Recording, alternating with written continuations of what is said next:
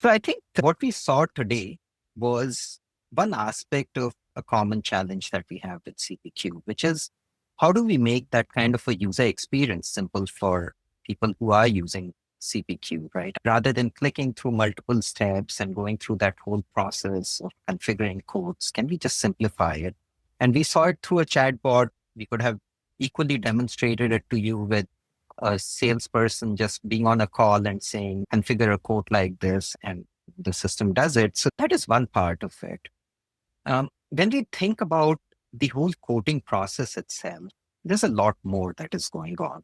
We work very closely with technology companies. Often, what that means is that in their use cases, before a rep comes to a point where they are generating a code, they're working with the customer to understand what their needs are. There could be Ps, there could be questionnaires, there could be estimators or sizers, all sorts of tools that people work through where they're trying to gather information to even determine what they need to sell. In that scenario, often what we see is that these are two disconnected sets of tools. And then there is this whole user in the middle who's trying to intermediate this interaction. So they first try to estimate what to sell, then they have to go into CPQ and configure all of it, and then try to put together a quote for the customer. All that is manual effort. That is on the one side, right? On the other side, from a business perspective, what's going on is that, again, I'll take the example of a tech company. Coming up with a new offer. I want my customers to upgrade to that quickly, do early renewals, all sorts of things.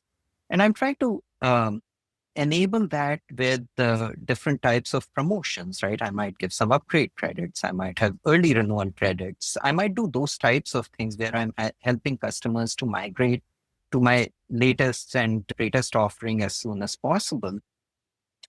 Often, as implementation partners and as partners who are supporting these types of customers, we find that when we have to set up these types of additional business rules, then that becomes a challenge because CPQ has to be enhanced. You have to have additional business logic that you need to set up that can be complex, right? For one of our customers, just helping them create a visualization of what the customer today has in their installed base. And if you're doing an upgrade, how to apply these credits and so on and so forth. And how do you move from what is there to what they should be moved to can be very challenging, right? That can be a project for several months, right? So that is, if we think about the classic Salesforce CPQ or any CPQ type of an environment, then we are thinking that all of this logic needs to be built within CPQ. But what is interesting now is that when you think about AI, you're able to do a lot that you're doing with data within CPQ, just the way you saw right now.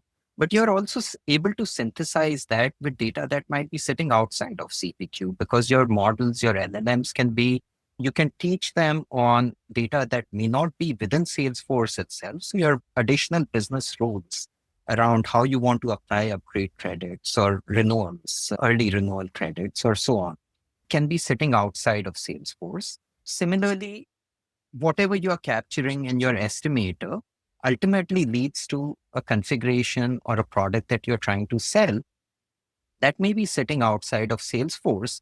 And you can teach LLM to learn from all of that so that some of your interactions here are around, I want to do this upgrade and I want to co-terminate it with so and so or whatever that is. And then additional rules that flow in from if you're doing an early upgrade, apply these credits can automatically apply. And when you create a code, your code already captures all of this synthesized information about what was sized, how, what kind of other business rules apply, and your code is all there.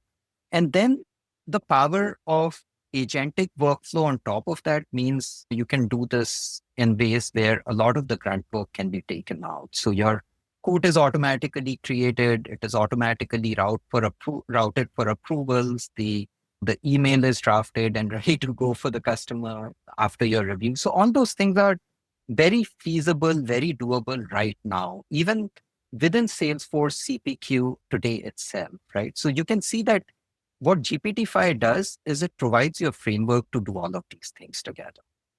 I'm going to pause there.